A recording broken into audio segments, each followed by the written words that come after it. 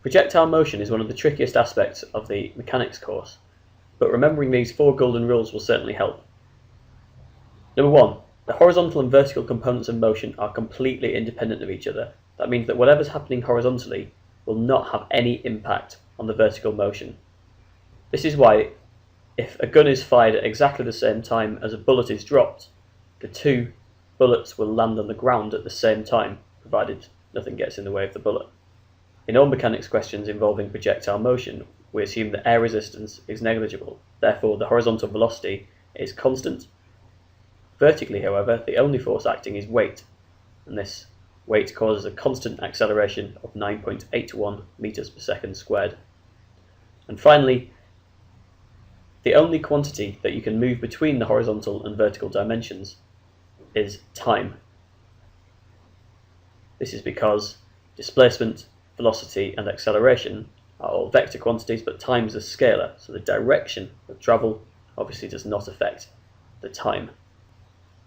There are typically 2 types of projectile motion questions in exams. One in which the initial velocity is horizontal, for example, a car driving off a cliff, and the other where the initial velocity is at an angle from the ground, for example, a cannon being fired. The first we will look at is that of horizontal motion. Here we have a hosepipe in which the water is being sprayed out at a horizontal velocity of 7.0 meters per second. The hosepipe is 1.3 meters off the ground. There are several things we can work out from this, but ultimately we need to find out how far this path of water will travel before it hits the ground. So, thinking about our golden rules again, remember that horizontal and vertical motion are completely independent of each other.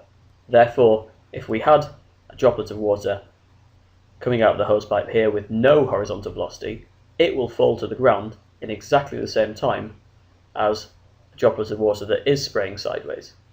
The sideways motion of the droplets of water does not have any impact on the fact that the water is accelerating to the ground. So the rate at which they fall will be the same. So this means that if we can work out how long a droplet of water would take simply to fall to the ground here, it means we've also worked out how long it will take a droplet of water to travel all of this distance when it is spread horizontally. So the first thing we need to do is work out this length of time it takes for a droplet of water to fall. It's always good practice to write down whether we're working horizontally or vertically. Here we are working vertically.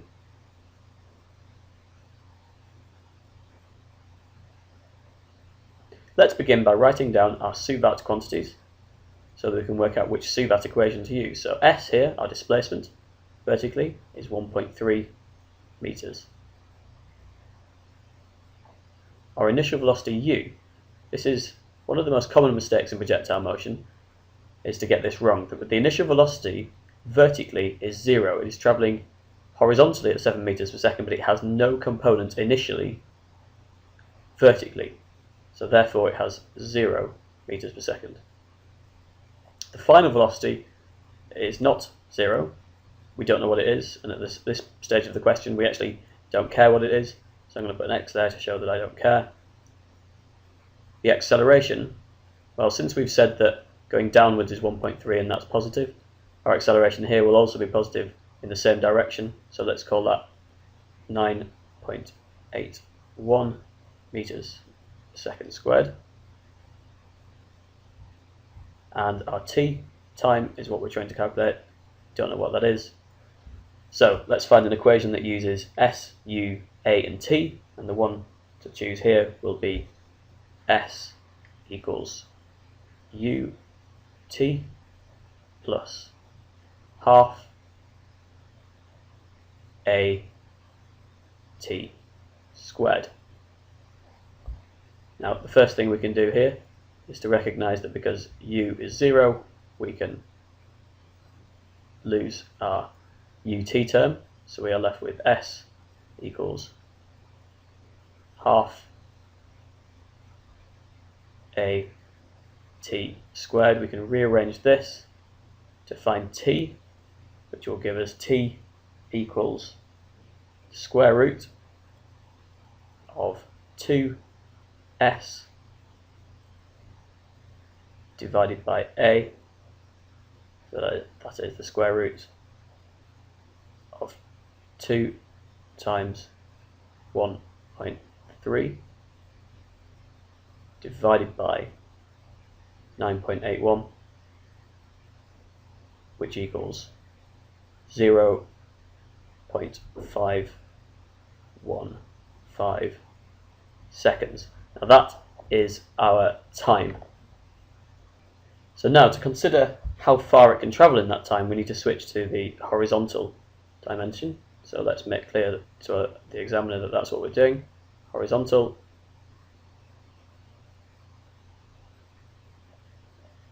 Okay, now the motion horizontally, we have S, which is what we want to find out. We want to know this displacement here, how far it will travel before it hits the ground.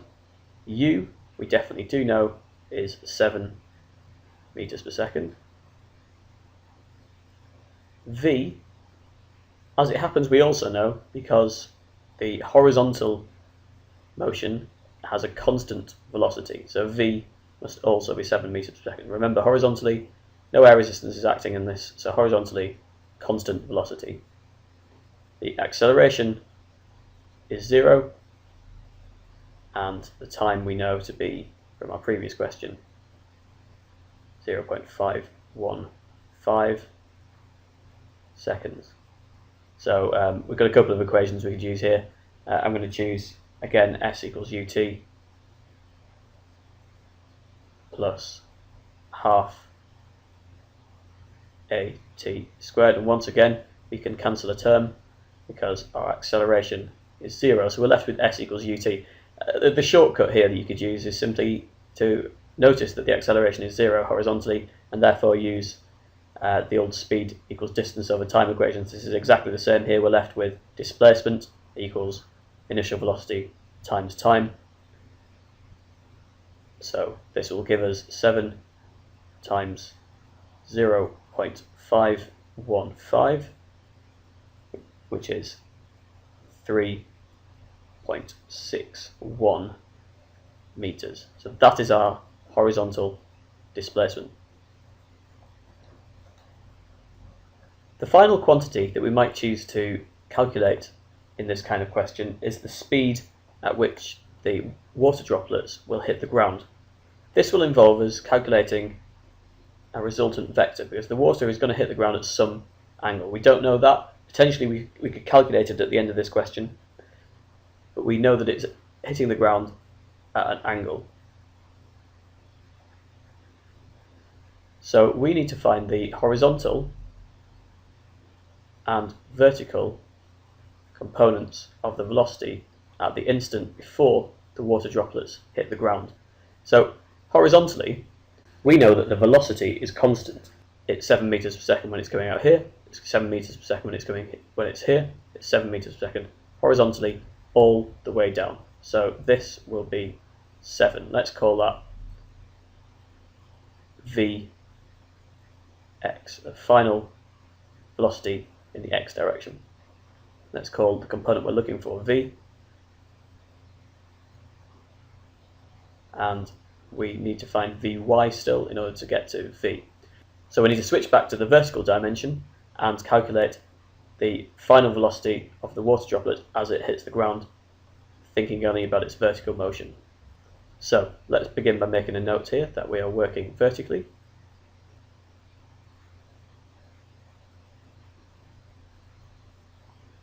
And then begin by writing down our suvat again. So S, we know that the vertical drop is 1.3 meters.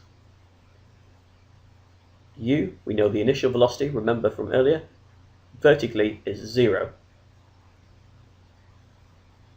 V, we are trying to find. The acceleration due to gravity we know to be 9.81 meters per second squared. And although we do know the time, we calculated it earlier, to be 0.515 seconds, we have enough information that's been given to us that we can rely on, that we don't need to use that. So let's forget about the time for now. We need an equation that uses S, U, V, and A.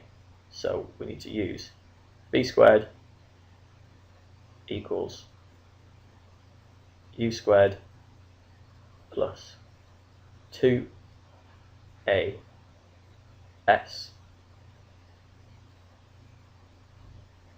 We can lose our u squared term there, so we'll find that v is equal to the square root of 2as, which is the square root of 2 times 9.81 times 1.3,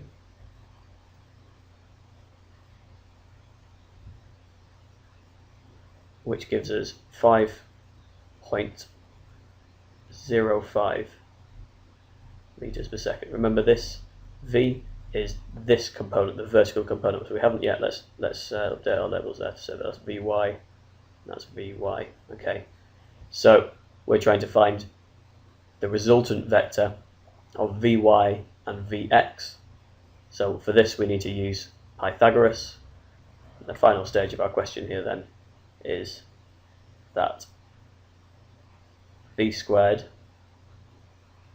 equals 7 squared, which is the horizontal component, plus 5.05 squared, which is our vertical component, giving us a final answer for v, the speed of the water droplet as it hits the ground, of 8.63 meters per second. Here is an example of the other type of projectile motion question. This one involves a projectile being launched from the ground at a diagonal at 30 degrees here from the horizontal up into the air at 24 meters per second. The projectile will form a parabolic path, eventually hitting the ground here. What's important to remember here again is that the only thing that's going to cause it to hit the ground is the vertical acceleration due to gravity. So any calculations regarding the length of time it will take to hit the ground can be considered only in the vertical direction. With this kind of question, the very first thing you always need to do is to divide the velocity into its horizontal and vertical components. So let's call this one ux and this one uy. Using our knowledge about resolving vectors into their horizontal and vertical components, we can say that ux equals 24 multiplied by cosine 30, which is 20.8 meters per second, and uy equals 24 sine 30, which is equal to 12.0 meters per second. These questions can ask you various things. I'm going to work out this height here, the maximum height that the ball reaches, but also I'd like you to find out how far the ball will travel horizontally. So to start with, let's think about this height, and remember that this height is solely dictated by the vertical motion of the ball. So let's make clear that we're working vertically rather than writing vertical. I'm just going to draw an arrow to show that's what I mean. S is the height that we're trying to find out, so put a question mark there. U, the initial velocity, is here equal to 12 meters per second. Because we're looking vertically, we only consider the vertical component of the motion. V, now this one's interesting. V, the final velocity, if you think about it, when the ball is thrown vertically up in the air, it will momentarily have zero velocity. That is at the top of its journey. So v here is 0. A is our acceleration due to gravity. Now, since we've said that upwards is a positive velocity here, we need to be consistent and say that our acceleration, which is acting in the other direction, is minus 9.81 meters per second squared. And finally, our time we don't know about, and at this stage we don't care about. So which equation can we use? We've got S, U, V and A, so we'll need to use V squared equals U squared plus 2AS. Rearranging, this will give us S equals V squared minus U squared divided by 2A, and if we plug our values into this, that will give us minus 12 squared divided by minus 2 times 9.81, giving us a final height of 7.34 meters.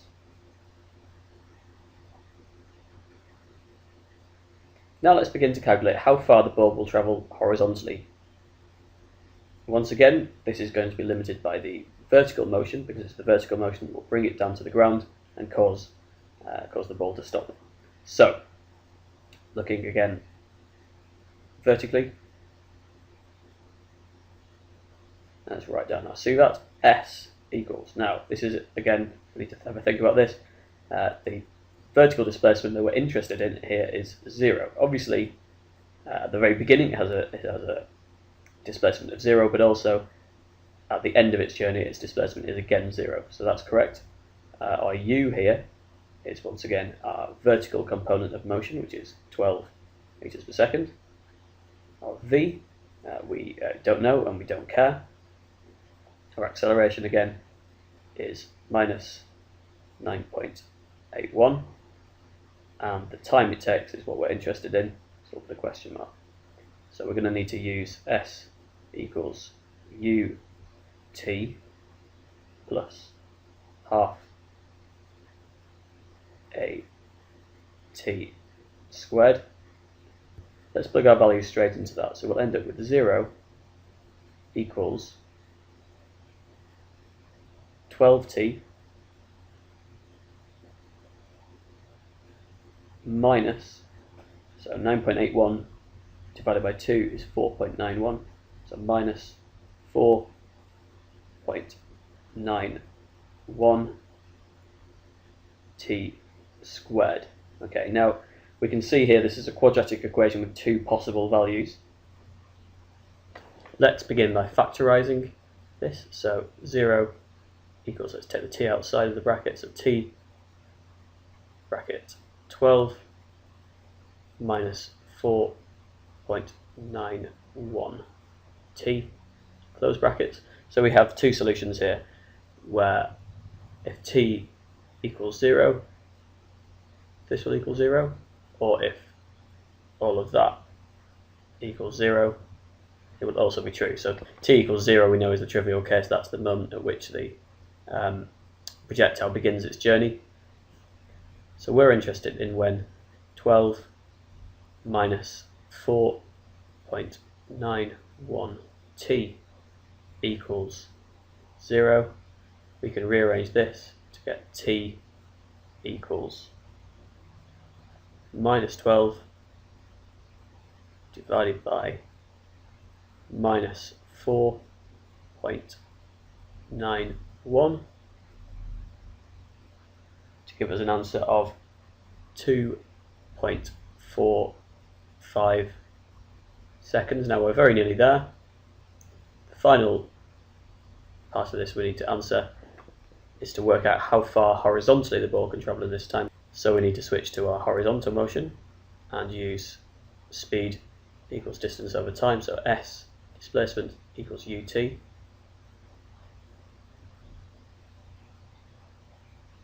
We know that the horizontal component of the initial velocity is 20.8 meters per second. We know that the time it will take before it hits the ground as a result of the vertical motion is 2.45 seconds. Therefore, our final horizontal journey is 50.9 meters.